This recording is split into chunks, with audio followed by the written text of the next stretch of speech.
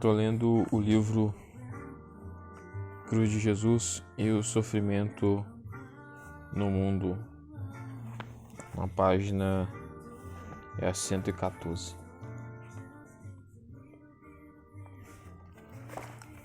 Os modelos clássicos de redenção da teologia católica. Boff analisa...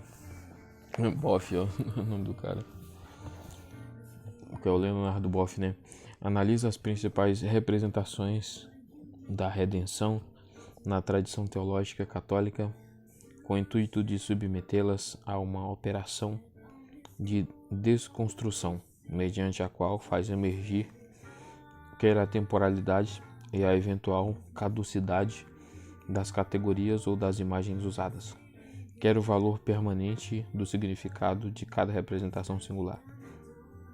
Nesse contexto, leva em consideração as três representações mais comuns: o modelo do sacrifício de expiação, o modelo da redenção e do resgate e, enfim, o modelo da satisfação substitutiva.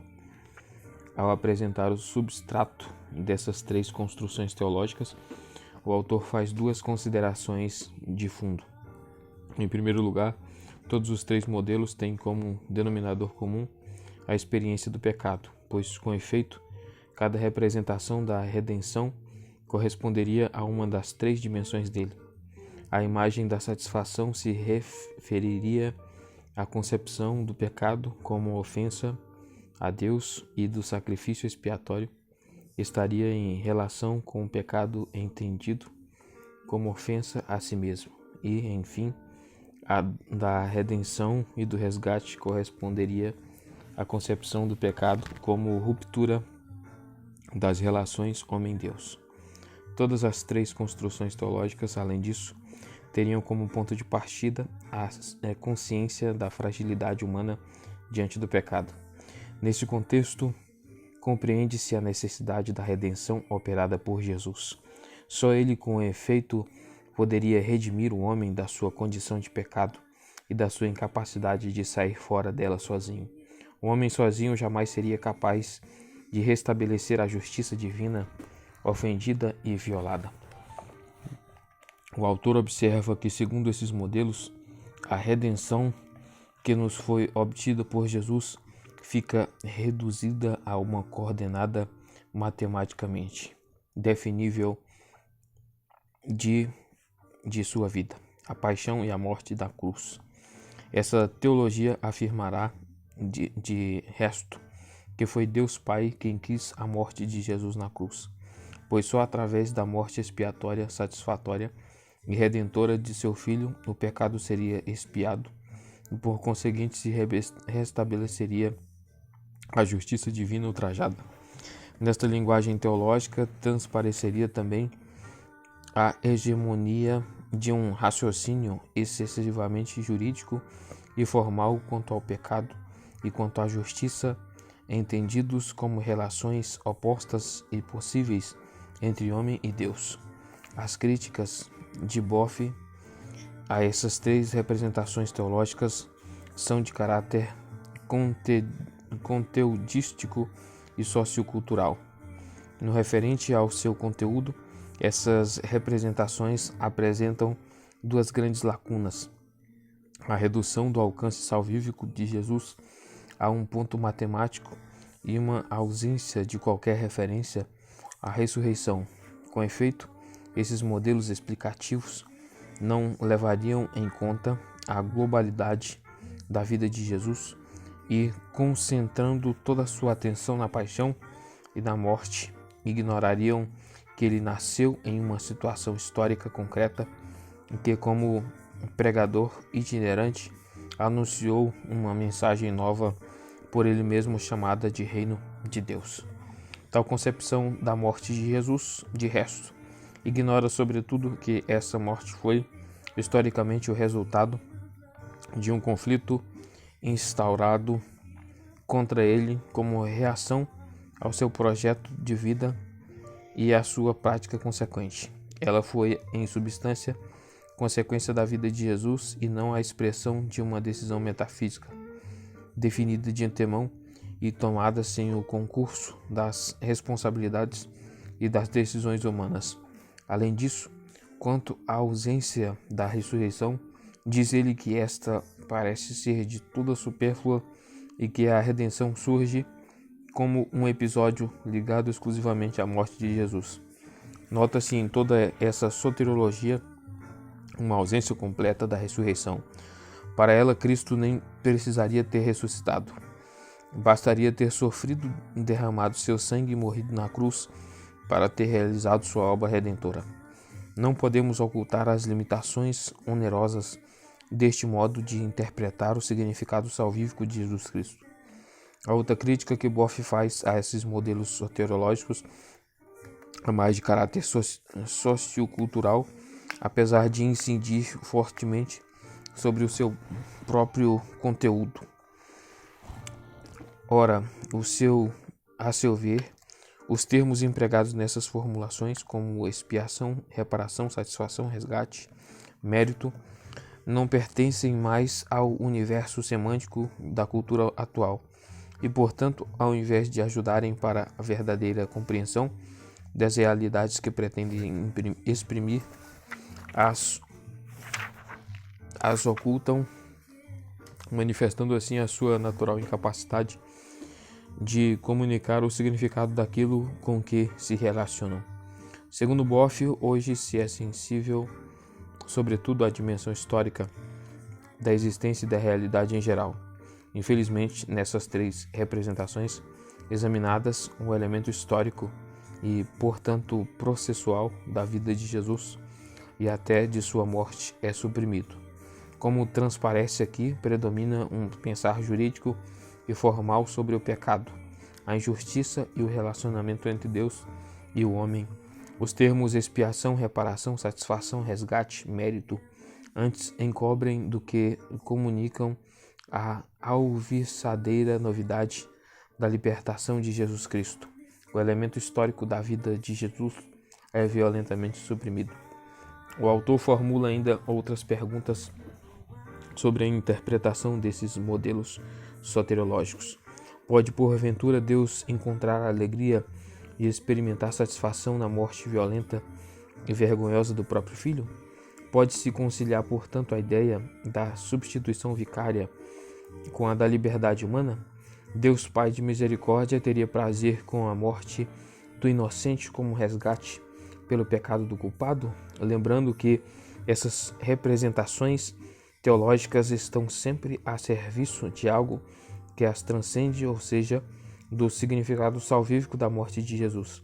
Boff conclui que é necessário, acima de tudo, desconstruir essas imagens mediante um processo crítico de superação e purificação em vista do momento construtivo caracterizado pela reapropriação de certas imagens purificadas e pela elaboração de outras imagens mais aptas às novas situações em que se nos pode encarnar,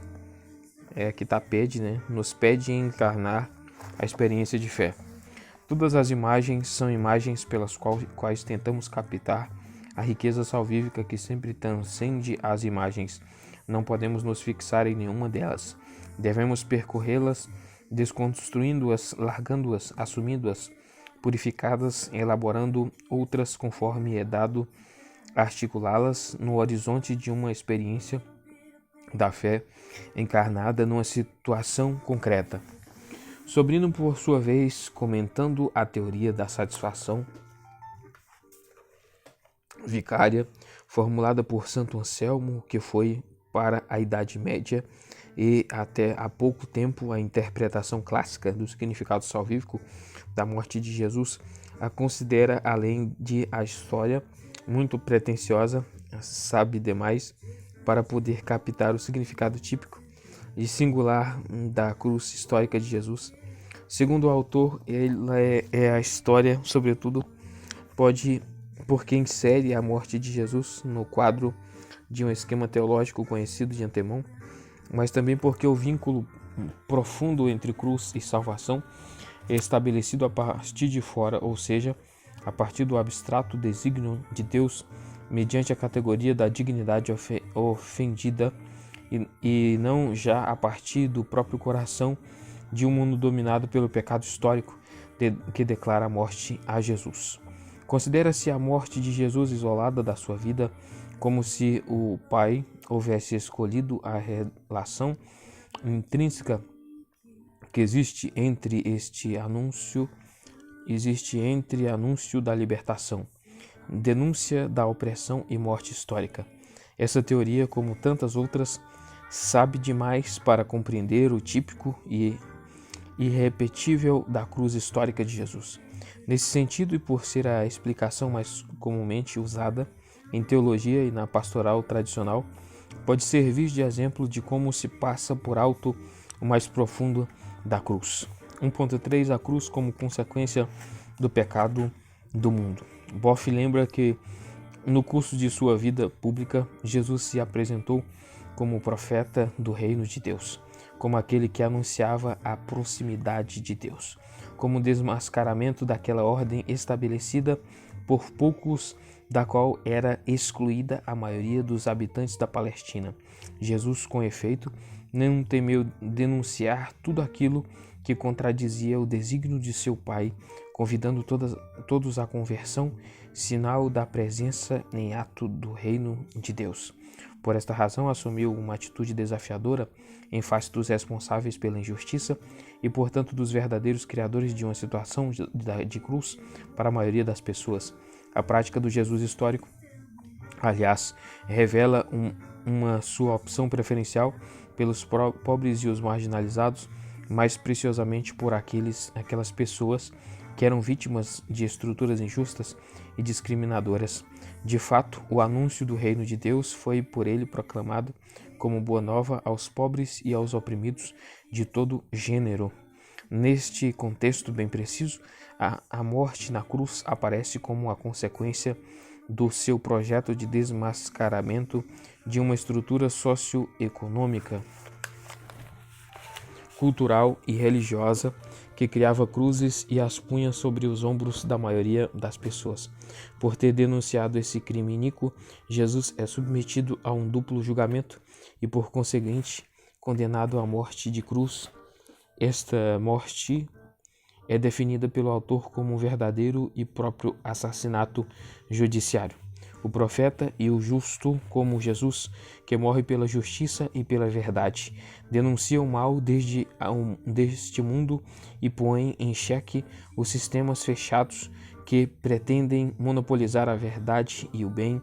Esse fechamento monopolístico é o pecado do mundo. Cristo morreu por causa desse pecado banal e estruturado.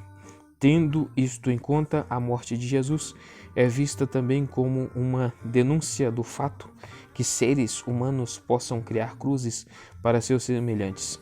Esse sofrimento iníquo imposto a milhões de pessoas é condenado por Deus por ser fruto da ação do pecado no seio da sociedade humana. É neste contexto que Boff recorda a cruz iníqua e dramática imposta no curso da história às culturas denominadas na América Latina, sobretudo às populações indígenas e aos negros deportados da África e reduzidos à condição de escravos. Semelhante processo está ainda em curso nesse continente a ponto de permitir que milhões de pessoas, pertencentes sobretudo a classes mais oprimidas, sejam crucificadas pelas situações precárias de trabalho e pelo minúsculo salário que não lhes permite viver com o mínimo de dignidade. Muitas outras pessoas ainda são obrigadas a carregar a cruz da discriminação e se tornaram vítimas de toda espécie de preconceitos. A presença do pecado como força histórica destruidora se manifesta por mil cruzes que homens preparam a outros homens. Há milhões de crucificados e praticamente cada um pende de alguma cruz. Esta cruz é iníqua e abominada por Deus. Há uma cruz dolorosa e persistente que pesa sobre as culturas dominadas dos negros e dos indígenas latino-americanos. Milhões e milhões das classes subjugadas continuam sendo crucificados com salários de fome em condições de trabalho que lhes encurtam a vida e em situações higiênicas que produzem a morte de cerca de 40 milhões de pessoas anualmente. Outras pessoas penam sob a cruz da discriminação pelo fato de serem mulheres, doentes, pobres, negros, homossexuais, marxistas e outras formas de exclusão e morte social. A cruz de Jesus, enfim, denuncia e desmascara qualquer tentativa encontrada na tradição, quer da piedade, quer da teologia cristã, de servir-se dela para legitimar duas atitudes radicalmente ideológicas, o fatalismo e o cinismo. Não menos ideológica é a instrumentalização da cruz e da morte de Jesus com o fim legitimador, quer do sofrimento, quer da morte dos pobres e dos marginalizados. A este propósito, citam-se frases bíblicas pronunciadas independentemente do seu contexto e muitas vezes interpretadas de forma fundamentalista como pretexto para a justificação do sofrimento induzido. Assim, repete-se muitas vezes que sem derramamento de sangue não pode haver redenção, Hebreus 9:22, que a morte é necessária para a vida e que Deus se compraz no sofrimento, ou se insiste em afirmar que Jesus devia morrer, João 19:7 e Lucas 24:26. O autor nota que tanto o fatalismo como o cinismo de um lado, como a exaltação da cruz da morte de Jesus do outro, são armas ideológicas nas mãos dos verdadeiros criadores de cruz e de morte para os outros, tanto mais iníquas e malignas enquanto servem para perpetuar um certo dolorismo funesto e, sobretudo, para fornecer um pretexto à crucificação coletiva de milhões de humilhados e oprimidos, vítimas do nosso pecado histórico e social. Tais asserções, que poderão possuir um sentido preciso, como haveremos logo de explicar, terminam por gerar um dolorismo nefasto e a perpetuação das crucificações, mediante as quais ofendemos a Deus e penalizamos a história já dolorosa dos humilhados e ofendidos de nossa história. A morte e a cruz não são diretamente queridas, amadas e agradáveis a Deus.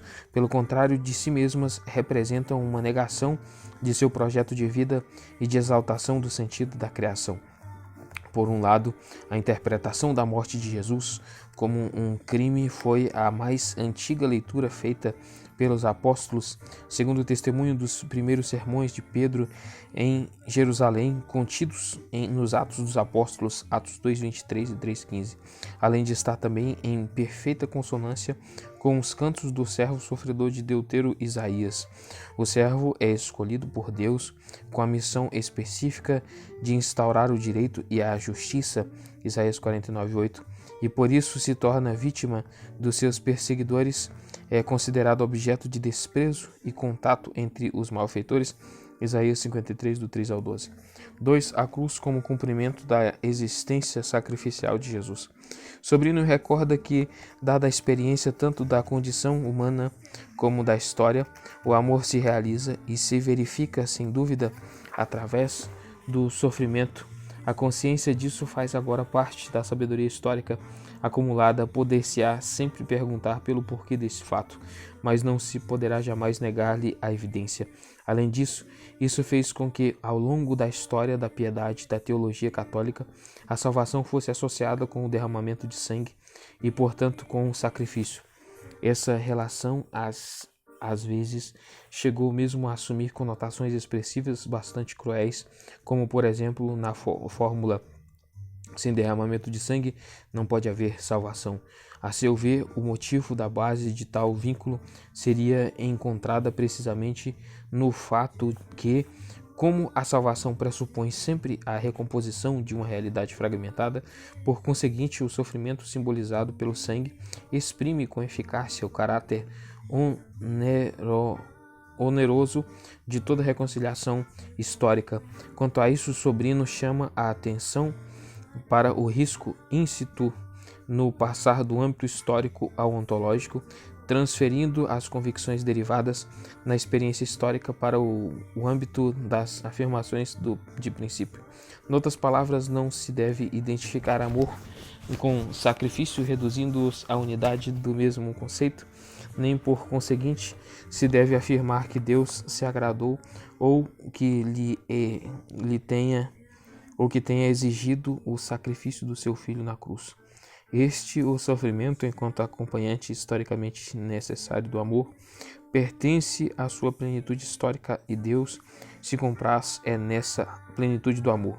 A mesma ideia é sublinhada por Leonardo Boff ao afirmar que a redenção que nos foi dada por Jesus consistiria não já no sofrimento ou na mesma morte ignominiosa tomados em si mesmos, quanto, porém, na atitude do amor que se encontra a montante do seu sofrimento e morte e que se exprimiu na auto-entrega confiante ao Pai, quer na oferta do perdão aos seus acusadores e de solidariedade com todos os homens pecadores.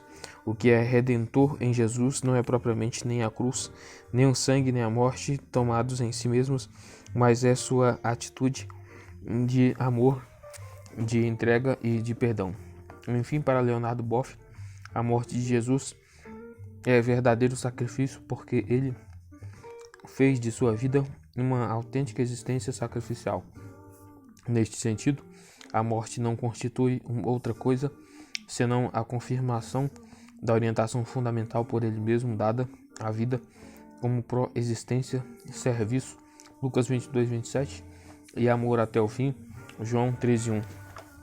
É esta, no fim de contas, a razão pela qual Leonardo Boff e J. Sobrino afirmam que aquilo que agrada a Deus não é algo de simplesmente pontual na vida de Jesus, mas é, ao contrário, a totalidade da sua vida vivida como fidelidade a Ele e à sua vontade, e como misericórdia para com os homens, expressa sobretudo em uma atitude de solidariedade radical para com eles.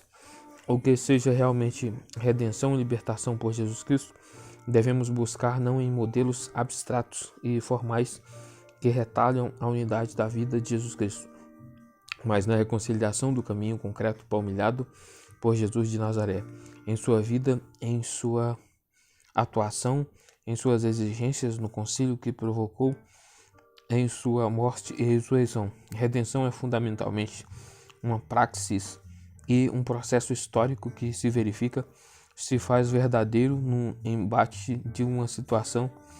Jesus começou a redimir já com a praxis nova que postulou e introduziu dentro do mundo que encontrou. 2.1 A cruz como experiência de auto-entrega confiante a Deus. A experiência de auto-entrega confiante a Deus foi vivida por Jesus na dupla configuração de fidelidade à própria missão e de radical abandono.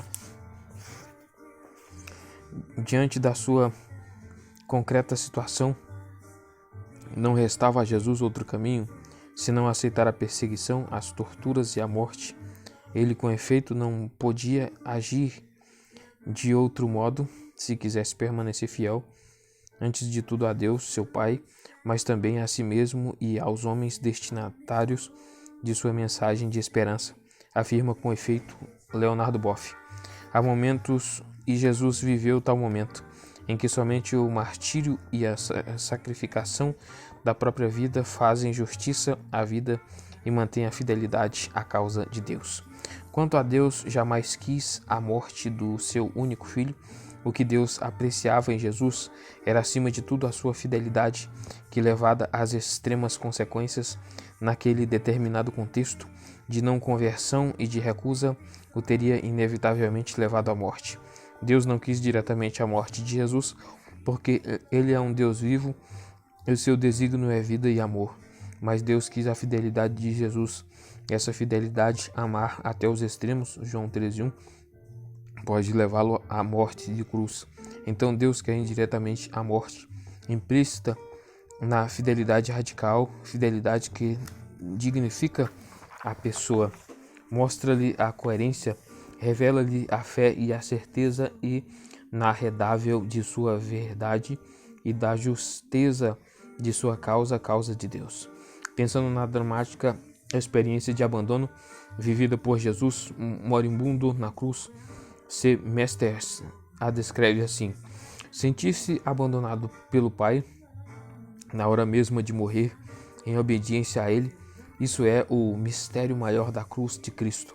Em obediência ao Pai, Jesus assumiu a missão do servo, enfrentou conflitos, denunciou, lutou e rezou, venceu as tentações, foi caminhando firme no passo do servo até alcançar a reta final, para poder cair nos braços do Pai e dizer: está consumado, João 19:30. E é exatamente nesta hora decisiva que o Pai o abandona e desaparece. Portanto, o autor afirma que esta experiência de abandono vivida como ameaça de fracasso total de sua missão foi assumida por Jesus como solidariedade com o destino dos pobres de sua terra. Estes, com efeito, em sua vida eram considerados ignorantes e ainda por cima malditos, confira João 7,49. No momento da morte, então, quer porque não conheciam a lei, quer porque eram considerados nascidos no pecado, João 9,34, queriam morrer abandonados por Deus. Assim, depois de uma vida transcorrida entre penas e sofrimentos de todo tipo, quando morriam, ficavam fora da porta do reino que lhes fora fechada pelos fariseus. Mateus 23:13. Malgrado tudo e, portanto, apesar de serem obrigados a sofrer essa opressão religiosa do sistema criado e mantido sobretudo pelos fariseus, os pobres da terra de Jesus se mantinham fiéis a Deus e à vida. Assim, segundo o autor, também Jesus, no momento de sua morte, fica sozinho e é abandonado até pelo próprio Pai.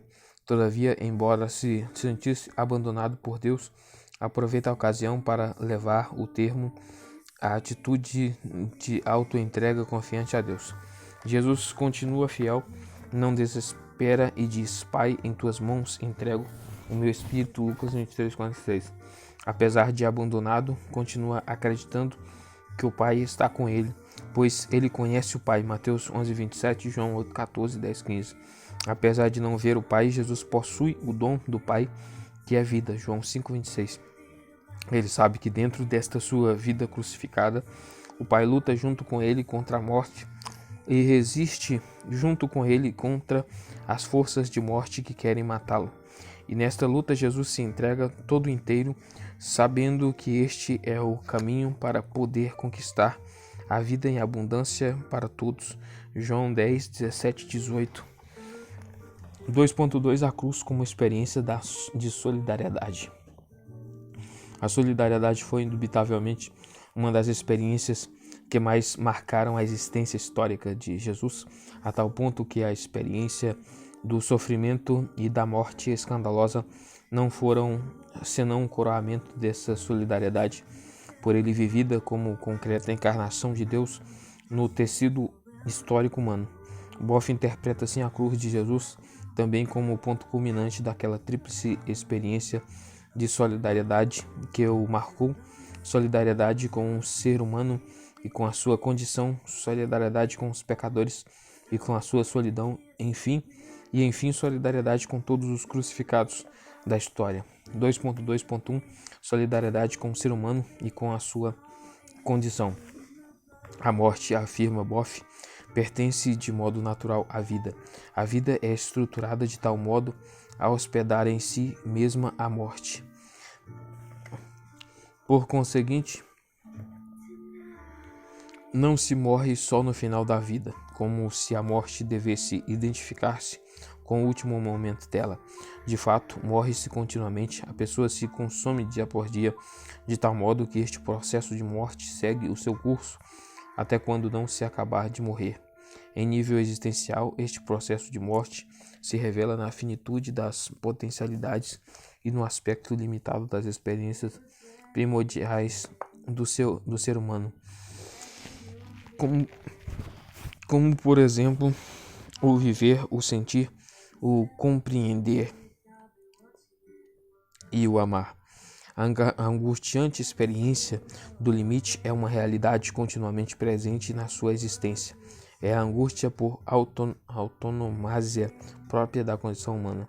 O ser humano faz continuamente a experiência de não se sentir mais contente e satisfeito com o que opera e realiza.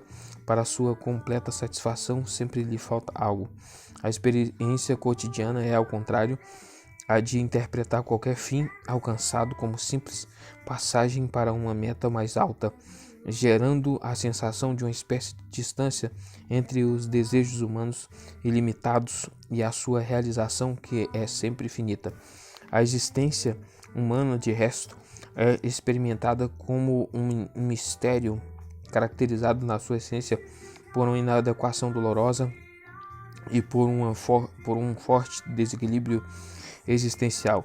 O ser humano está por sua natureza dividido, porque vive radicado no finito, mas se volta ao mesmo tempo para o infinito. Faz a experiência de viver, mas sem poder oferecer explicações satisfatórias, quer no que se refere à própria origem, quer no que diz respeito ao próprio futuro. Noutros termos, vive-se cada dia em contato com a experiência existencial da cruz, enquanto expressão da mais autêntica condição humana. O autor afirma, além disso, que Jesus participou de modo radical em tal existência humana assim estruturada. Ele afirma que Jesus morre sobretudo porque nós homens morremos.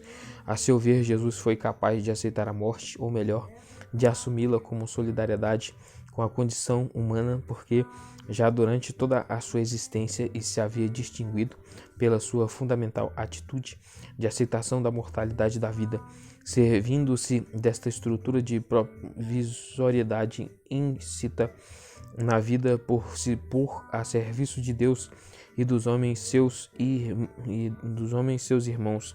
Jesus não compreendeu jamais a mortalidade da vida como uma questão ligada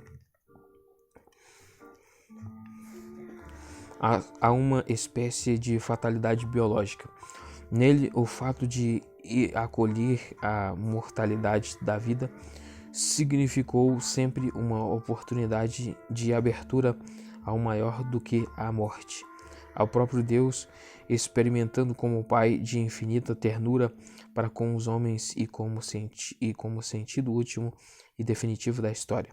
Ele fez da existência humana uma ocasião privilegiada para se esvaziar completamente em vista da acolhida mais plena de Deus, como único capaz de satisfazer o coração humano e realizá-lo em plenitude. Se morrer é assim criar espaço para outro maior, esvaziar-se para poder receber uma plenitude advinda de aquele que é maior do que a vida, então podemos dizer que a vida de Cristo, desde o seu primeiro momento, foi um abraçar a morte, com toda a coragem e a hombridade de que alguém é capaz. Ele era totalmente vazio de si para poder ser cheio dos outros